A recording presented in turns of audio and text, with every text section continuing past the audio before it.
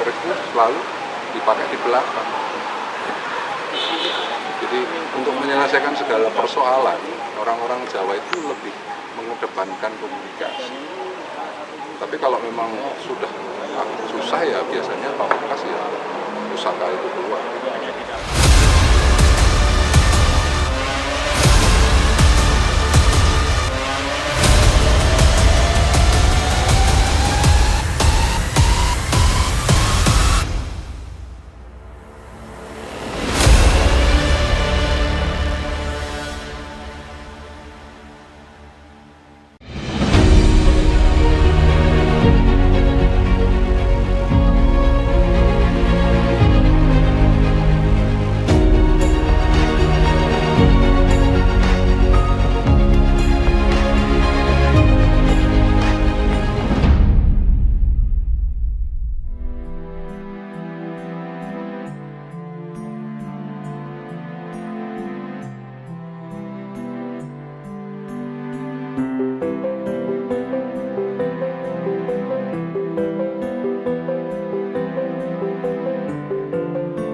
Jamasi itu diawali dengan mute. Mute itu bila dicuci dengan sabun, sejuk, kemudian untuk menghilangkan kotoran yang ada di permukaan. Namanya mute. Nanti kalau itu sudah ada yang putih itu seperti itu. Ya. Kemudian kalau sudah selesai, baru dimasukkan di dalam larutan warangan. Warangan itu fungsinya untuk membuat pilah antara baja, besi, dan pamor. Orang mengatakan bahwa warangan itu beracun, iya, warangan beracun karena mengandung arsenik. Tapi sebetulnya fungsi warangan itu untuk membuat pilah antara pamor, baja, dan besi.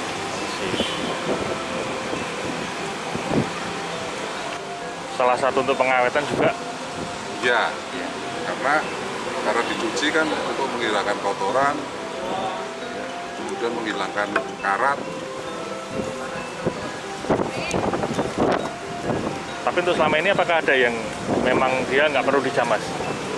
Maksudnya gimana? Tidak dijamas. Jadi keris itu tidak dijamas karena mungkin umurnya udah terlalu lama atau Ya apa? sebetulnya kalau sudah dibersihkan dan terawat, asal tidak kotor karena korosi atau ada karat, ya cukup sebetulnya di minyak saja sudah cukup. Jadi tidak harus, kalau menurut saya pribadi, tidak setiap tahun harus dijamasi atau diwarangi. Karena pengertian jamasan itu kan sebetulnya mencuci untuk membersihkan. Tapi jamasan itu tidak selalu harus diwarangi.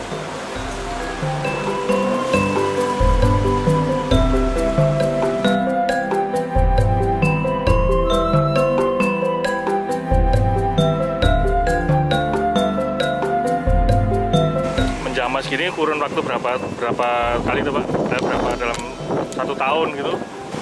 Ya, makanya kalau orang Jawa itu kan tradisinya suro. Sebetulnya itu hanya untuk tanda mengingat bahwa setiap tahun supaya dirawat. Sebetulnya kapanpun nggak ada persoalan. Dan kalau tradisi biasanya momentumnya yang pas biasanya suro.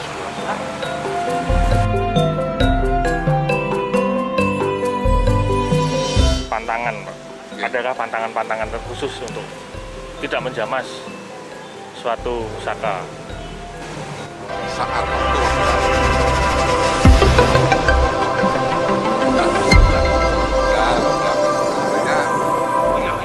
Tapi kan kita nggak ngerti. Kalau mungkin yang Empu sekarang, misalnya almarhum Empu Sukamti, Empu Ki Suyanto Wiratorogo kan ada di Solo lah. Itu diyakini memang pada saat dia meninggal itu karya-karyanya tidak etis atau tidak layak untuk dijamas. Ada di kebudayaan lain seperti di Bali. Di Bali itu tradisi jamasan biasanya tumpak landep. Tumpak itu hari Sabtu, landep itu wuku. Jadi pas hari Sabtu wukunya landep, mereka ada tradisi jamasan itu di Bali.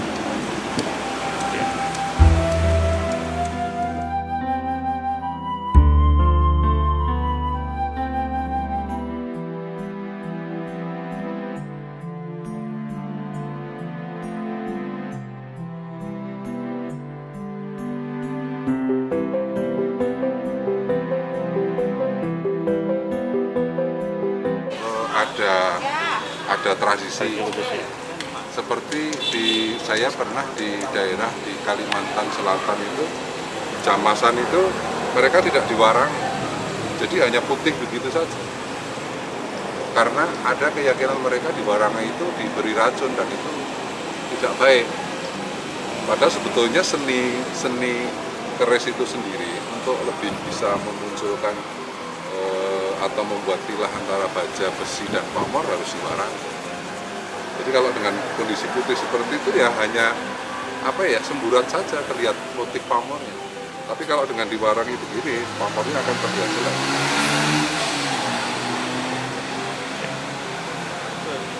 Sebagai orang awam Pak, saya sendiri kan pernah menemui bahasanya keris itu patah di ujungnya. Terus katanya, wah ini pernah memakan atau pernah Ngecep ludiro. ya. Nah, katakan. Jadi ngaten, basically keris adalah senjata tikar. Tapi di kebudayaan Jawa, keris itu sebetulnya bukan alat bunuh, tapi sebagai piandel. Karena sebetulnya keris itu kan esensinya jadi doa, Mas. Dari dapur, kemudian pamor, itu kan representasi dari harapan-harapan tertentu. Makanya keris itu diyakini sebagai piandel, sebagai pusaka. Esensinya apa? Esensinya itu sebetulnya bukan alat bunuh, tapi bisa untuk membunuh. Makanya di tradisi Jawa seperti yang kami atau pakai keris itu selalu dipakai di belakang. Jadi untuk menyelesaikan segala persoalan, orang-orang Jawa itu lebih mengedepankan komunikasi. Tapi kalau memang sudah susah ya biasanya pamungkas ya pusaka itu keluar.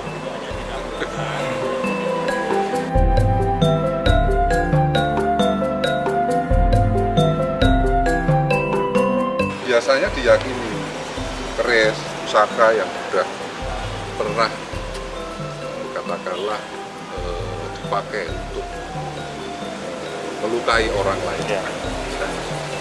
Saya tidak mengatakan membunuh ya, tidak selalu harus mati karena itu melukai orang lain. Diyakini pusaka itu membawa aura yang tidak bagus. Nah, tradisi di Jawa biasanya ada solusi untuk menghindarkan pusaka yang punya aura tidak bagus itu biasanya ditindih. Ditindih itu di bagian bilah diberi logam emas. Emas itu diyakini bisa meredam aura yang tidak bagus, aura-aura negatif. Ada sebagian masyarakat yang menggunakan kebiasaan.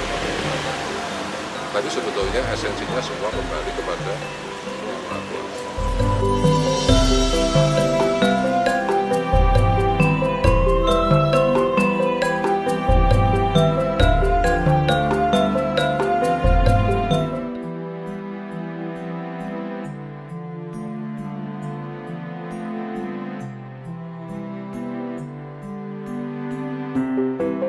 Dari panjenengan, keris yang bagus itu bagaimana? Keris yang bagus menurut saya adalah keris yang sesuai kaidah awal pakem. Artinya sebetulnya ini kan karya seni. Jadi keris yang bagus tentunya mempunyai dari bahan materi pasti yang terbaik. Kemudian karena ini hasil karya seni, hasilnya juga bagus. Jadi secara estetika dia bagus. Saya tidak bicara dari aspek spiritual karena kalau menurut saya sisi spiritual itu sangat subjektif.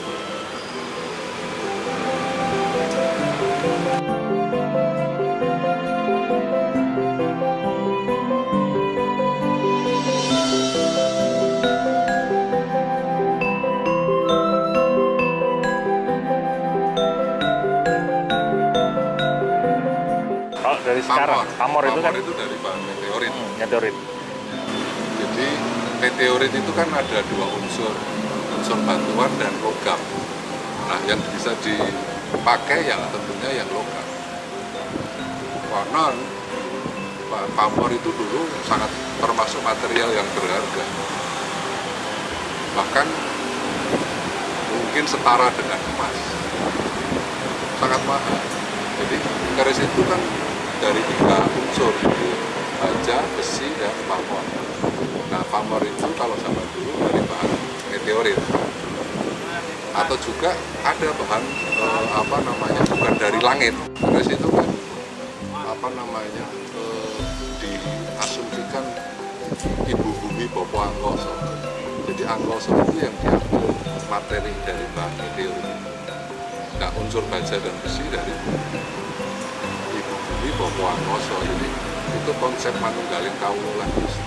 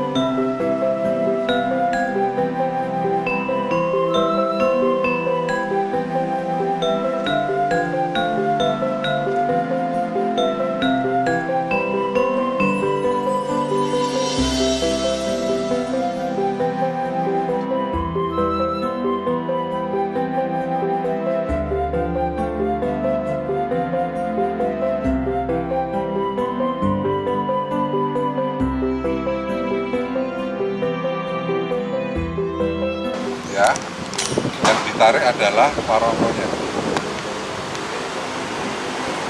Kemudian bilanya diangkat begini. Ini penghormatan yang pertama kepada empu. Yang kedua, penghormatan kepada pemilik. Cara memegang buung atau keris itu hindarkan ujung ini mengarah kepada orang, tidak sopan. Jadi namanya melihat ya begini. Ini namanya memegang. Kalau melihat itu begini. Ada banyak yang melihat keris itu masih dipegang bilah. Sebetulnya itu kurang benar. Karena apa? Tangan itu kadang berkeringat. Keringat itu ada unsur garamnya. Itu berakibat ke bilah. Makanya nonton keris yang melihat buung ya kiri aja lihat. Kalau ini namanya megang. Sudah selesai, kemudian diangkat lagi, dimasukkan. Bilahnya yang warongkonya yang masuk gitu.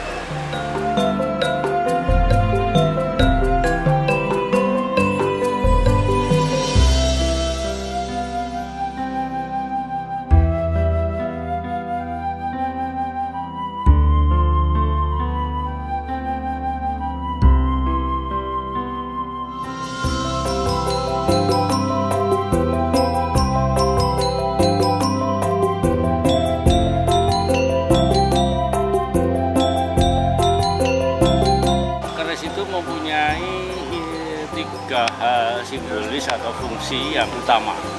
Satu, simbol ketuhanan dengan adanya konsep lingga yoni, jadi bilah dengan besi ini lingga, gonjo ini yoni. Terus simbol si manusianya sendiri. Terus ketiga itu simbol atau juga fungsi sebagai pengharapan dan doa yang juga dalam bentuk seni tempa logam. Nah, sebagai simbol manusia, makanya di sini nih ada kemiringan. Ya, ini kan lurus dari sini, tapi ini ada miring. sebagai simbol manusia bahwa maknanya dia harus tunduk kepada Tuhan. Tentang lurus dan low, karena manusia itu kan harus dalam dulu itu waktu berdoa kepada Tuhan itu kan menggunakan kemenyan atau dupa, yang intinya manusia itu harus berdoa, tunduk ya tadi, terus harus berdoa lah. Berdoa ini kan ada yang asapnya lurus, terus ada yang asapnya itu lengkok-lengkok kena angin. Nah, kata lo itu sebenarnya dari kata kelok. Kelok itu kan asap. Tapi satu, manusia harus berbakti pada Tuhan. Manusia harus sering berhubungan dengan Tuhan lewat doa itu, lewat persembahan yang paling tertinggi juga kan membakar kemenyan atau dupa. Asapnya ada yang lurus, ada yang low. Nah, ini wujud bahwa manusia harus selalu berdoa atau berhubungan dengan Tuhan. Terus mengenai yang ganjil itu maksudnya itu manusia disuruh menggenapi, menyempurnakan. Itu makanya looknya itu mesti ganjil. Sebagai simbol dari manusia, dia harus tunduk, tadi harus selalu berdoa atau berhubungan pada Tuhan, dan dia harus menyempurnakan dirinya. Segala perbuatan atau kesalahan yang baik yang diturunkan oleh orang tuanya maupun dia sendiri, jadi dia harus menggenapi, menyempurnakan. Itu maksudnya.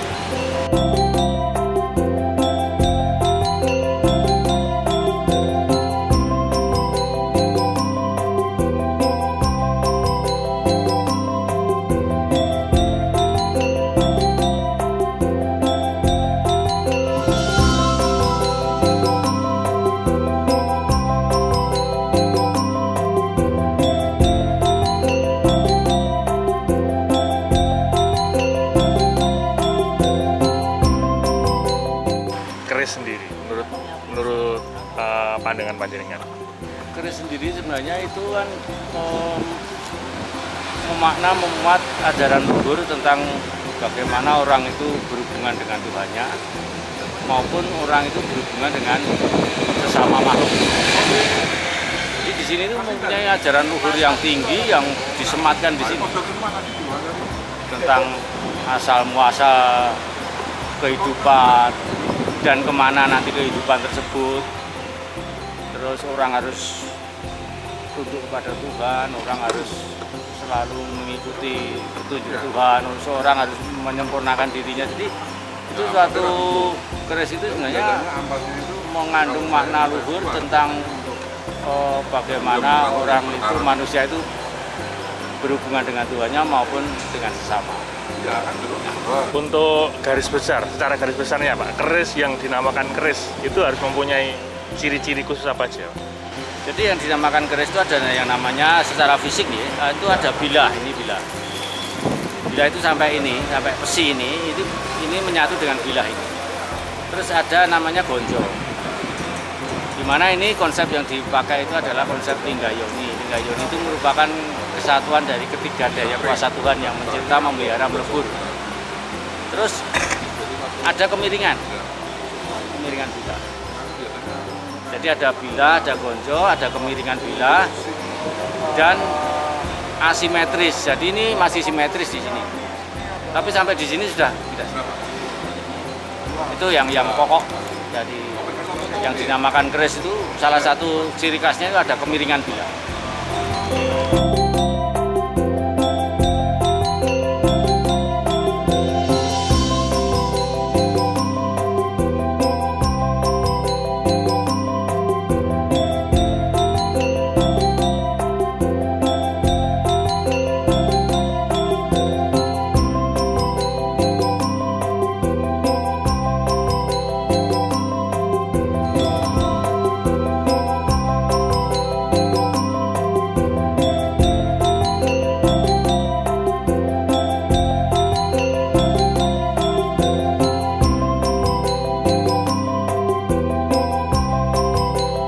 Dari panjenengan Pak, pendapat panjenengan dari keris yang didapat dari penarikan yang khusus yang digambarkan itu menurut panjenengan? Jadi sering orang yang menarik keris itu datang ke rumah saya untuk menanyakan apakah keris ini buatan lama atau baru. Ternyata banyak atau sebagian besar baru. Karena dari proses penariannya, setelah saya tanya, dia itu meminta tolong makhluk lain yang juga hidup di dunia ini, tapi hanya tidak mempunyai badan raga, yaitu jin. Nah, padahal di keris yang kuno itu ada bahan yang dicampurkan di dalam keris itu, yaitu bahan dari langit yang dicampurkan di sini yang sangat ditakuti oleh jin, sehingga jin mau memegang itu nggak mungkin. Makanya diambilkan yang baru. Itu mau. Makanya kalau nyedot-nyedot pusaka di alam gaib dengan masih minta pertolongan jin, pasti dapat. Tapi kalau dia mengambil dengan daya kekuatan yang diberikan Tuhan pada dirinya, dengan kekuatan sendiri, bisa jadi dapat lama. Tapi itu suatu hal yang sulit. Makanya potong kompas mereka minta pertolongan makhluk lain. Sekarang kalau dari sepintas nih, dari orang awam, biasanya kalau saat ini kan memang ada yang diperdagangkan kan keris. Untuk menghindari bahwasanya ini keris asli atau ini keris replika, itu bagaimana? Ya itu orang tentunya harus belajar satu ya, untuk dirinya sendiri. Kedua juga harus ada keterangan dari si penjual atau yang orang padanya jujur ya, jujur. Oh ini keris lama, ini keris baru.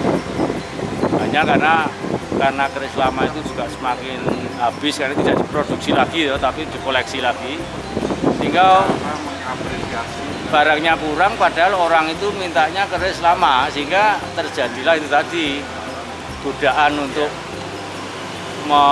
dalam tanda kutip berkata tidak sejujurnya. Dan sekarang di dunia perkrisian sudah dibentuk LSP, lembaga sertifikasi profesi, sehingga produk-produk yang karya baru itu nanti mempunyai keterangan spesifikasi, dan si pembuatnya juga mempunyai kompetensi dalam membuat, dalam empu juga mempunyai sertifikasi sebagai seorang empu, penjamas, pembuat warongko dan sebagainya. Yang itu nanti arahnya juga melindungi konsumen juga dari masalah yang tadi yang ditanyakan.